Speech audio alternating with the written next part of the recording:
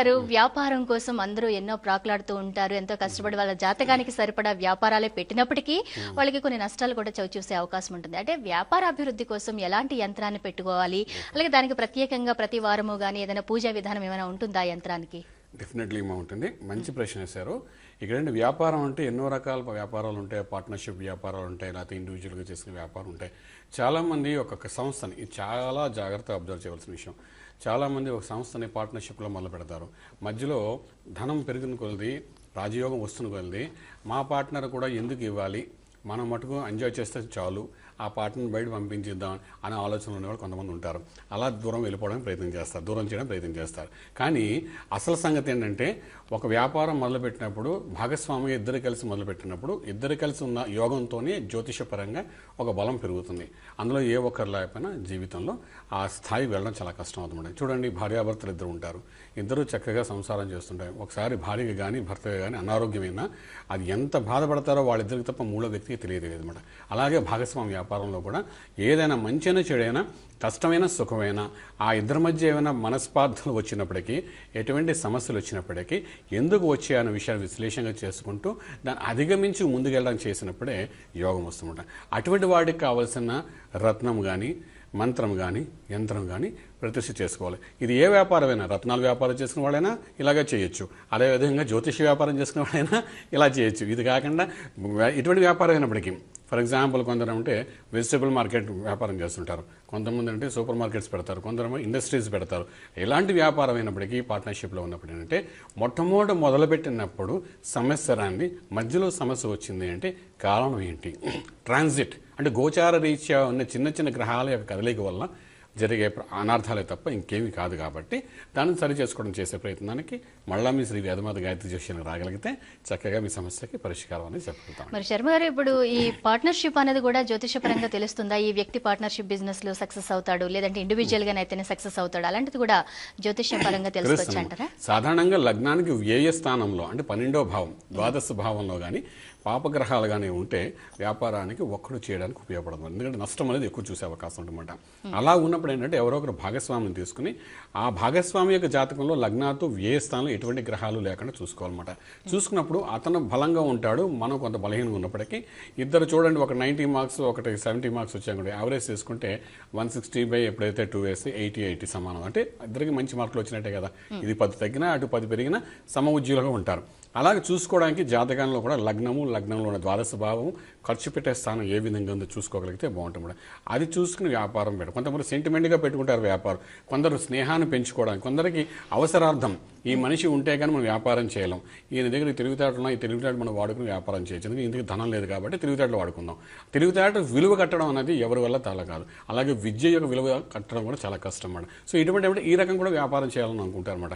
అలా చేయాలనుకున్నప్పుడు కూడా అంటే అక్కడ ఏంటంటే ఎవరో ఒకరు ఎంతో కొంత సమ ఉద్యోగం అవ్వాలన్నమాట. దానికి ఏంటంటే సమన్వయంగా చూసుకుని ఆలోచించుకుని వ్యాపారం అటువంటి సమయంలో ఎప్పుడైనా బ్రేక్ అవుతున్నప్పుడు అంటే దాన్ని నిలబెట్టుకోవడానికి చేసే ప్రయత్నమే జ్యోతిషాస్త్రం అన్నమాట. అంచేత ఇప్పుడు ఇవన్నీ ఇంత వివరంగా ఎందుకు చెప్తున్నానంటే, చాలామంది మన విజయవాడ వెళ్ళినప్పుడైతే వ్యాపారస్తులను కలిశారు, వాళ్ళ భాగస్వామి వ్యాపారం తర్వాత పెద్ద పెద్ద కోట్ల మీద వ్యాపారం చేసేవాళ్ళు కూడా కలిసి ఈ రోజు పరిస్థితుల్లో ఎంతో ఇబ్బంది పడుతూ ఆఖరికి ఇంటిలోని పరిస్థితులు కూడా నిలబెట్టుకోలేని పరిస్థితిలో ఉన్నామండి అని చెప్పుకునే వాళ్ళు చాలామంది. ఎందుకు ఇలా జరిగింది అని విశ్లేషిస్తే వాళ్ళ జాతకాలు చూసినప్పుడు ఇలాంటివి ఎన్నో విషయాలు తెలిసాయన్నమాట. అంచేత మీ అందరికీ చెప్పేది ఏంటంటే, ఎటువంటి సమస్య అయినప్పటికీ ఒక్కసారి జ్యోతిష్యులను కలవడం ప్రయత్నించండి, చేసి అనలైజ్ చేసుకోండి, దానివల్ల డెఫినెట్ గా మంచి ఫలితాలు ఉంటాయి. ఓకే అండి, కాలర్ వెయిట్ చేస్తున్నారు. ఫస్ట్ కాలర్ తో మాట్లాడదాం. హలో హలో నమస్తే అండి, మీ పేరు చెప్పండి, ఎక్కడి నుంచి కాల్ చేస్తున్నారు? మేము కడప నుంచి కాల్ చేస్తున్నాం. నా పేరు సురేష్ బాబు అండి. సురేష్ బాబు గారు, ఎవరి కోసం తెలుసుకుందాం అనుకుంటున్నారు? నా కోసం అండి. మీ డేట్ ఆఫ్ బర్త్ చెప్పండి. 21/12/1985 అండి. 12th అండి? 12 అండి. 1985? అవునండి. 21/12/1985. అవునండి. ఓకే, టైం చెప్పండి. హలో, మార్నింగ్ 10:30 అండి టైమింగ్. మార్నింగ్ 7:30? 10:30 అండి. 10:30. ఓకే, ఎక్కడ పుట్టారు? కడప అండి. కడపలో పుట్టారా? ఏం తెలుసుకుందాం అనుకుంటున్నారు సురేష్ గారు? నేను నాది కెరీర్ స్టడీస్ అయిపోయానండి. గవర్నమెంట్ ఉద్యోగం వస్తుందా లేదని 3 years నుంచి అది తెలుసుకున్నాను. కొద్దిగా వివాహము జాబు. వివాహ ప్రయత్నాలు కూడా జరుగుతున్నాయా? లేదండి, రెండు అదే ఆ రెండు తెలుసుకోవాలనుకుంటున్నాను. ఓకే, మీరు ఏం చదివారు? అది బ్యాచులర్ డిగ్రీ అయ్యి పీజీ కూడా అయిపోయిందండి. ప్రజెంట్ బ్యాంక్ ఫీల్డ్ కోసము 3 years నుంచి ట్రై చేస్తున్నానండి, బ్యాంక్ జాబ్స్ కోసం. కేవలం బ్యాంక్స్ జాబ్ కోసం, కేవలం గవర్నమెంట్ జాబ్స్ కోసం ఇలా టైం వేస్ట్ చేస్తున్నారు మీరు ఒక రకంగా. మరి మీకు గురువు గారే చెప్తారు కరెక్ట్ గా, చెప్పండి. అయ్యా ఇది ఇక్కడ రేవతి నక్షత్రం అయింది, మీనరాశి అయింది, లగ్నం కూడా చూస్తే కుంభలగ్నం అయింది. ఈ లగ్నానికి శుక్రుడు విపరీత రాజయోగారు కూడా, ఆ శుక్రుడు యొక్క మహారదశ నడుస్తుంది. ఇది 2014 November 31 వరకు ఉందయ్యా. సో ఈ November 31 లోపల నీ బ్యాంక్ జాబ్ అనుకున్నా, ఉద్యోగం అన్నా, లేకపోతే మీకు వివాహం అన్నా ఇవన్నీ సెటిల్ అయ్యేది November 31 లోపల. 2014 November 31 లోపల జరుగుతుంది. అంటే అధేరపడక్కలేదు, రాజ్యోగ దశ నడుస్తుంది. కానీ అయితే కానీ రాజ్యంలో మనం చూస్తున్నప్పుడు శని, శుక్రుడు, బుధుడు 3 గ్రహాలు కూర్చున్నాయి. అంటే బ్యాంకింగ్ సెక్టర్ సంబంధించిన, ఫైనాన్స్ సెక్టర్ సంబంధించిన ప్రయత్నాలు ఏదైతే చేస్తున్నారో ఉద్యోగరీత్యా అవి సక్సెస్ఫుల్ అవుతారు, అందులో ఏమాత్రం అధేరపడక్కలేదు. కానీ భాగ్యం అంటే పంచమాధిపతి చూస్తుంటే బుధుడు మాట, బుధుడికి సంబంధించిన మేధస్సు కొంత బలహీనపడింది మాట. ఇందుకు మేధస్సు బలహీనపడడానికి కారణం ఏంటంటే శుక్ర, బుధుడు, శనులు ముగ్గురు కలిసి వృశ్చికంలో ఉండడం, శత్రుక్షేత్రంలో కొంతవరకు ఉండడం వల్ల బలహీనపడి ఉందన్నమాట.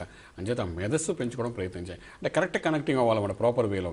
దానికోసం మీరు ఏం చేయాలంటే బుధుడు సంబంధించిన పచ్చ ఉంగరం పెట్టుకోవడం ప్రయత్నించేయండి. కనీసం 4 carats పెట్టుకోండి. దీంతో పాటు అమ్మవారు చండీ అమ్మవారి యొక్క మంత్ర సాధన కూడా చేయడం ప్రయత్నించండి. ఈ రెండింటి ప్రభావం వల్ల డెఫినెట్గా సక్సెస్ అవుతారు. అయితే ఈ రత్నం మళ్ళీ ఇందాక మనం చెప్పుకున్నట్టుగా ఒక సమయము దానికి ఇంపార్టెన్స్ రోల్ ప్లే చేస్తుంది. మంచి సమయం చూసుకుని ఆ రత్నాన్ని కానీ ఉంగరంలో ఫిక్స్ చేసి తర్వాత మీకు ఒక సాధన తార చూసుకుని తర్వాత లగ్నం, లాభలగ్నం కూడా చూసుకుని సరైన స్థితిలో ఆ రత్నాన్ని కానీ పెట్టుకోవడం ప్రయత్నం చేయగలిగితే, ఇంకా తీయకుండా కొన్నాళ్ళ పాటు అలా పెట్టుకోవడం ప్రయత్నం చేయగలిగితే దాని ఫలితం కూడా చాలా అద్భుతంగా ఉంటాయి.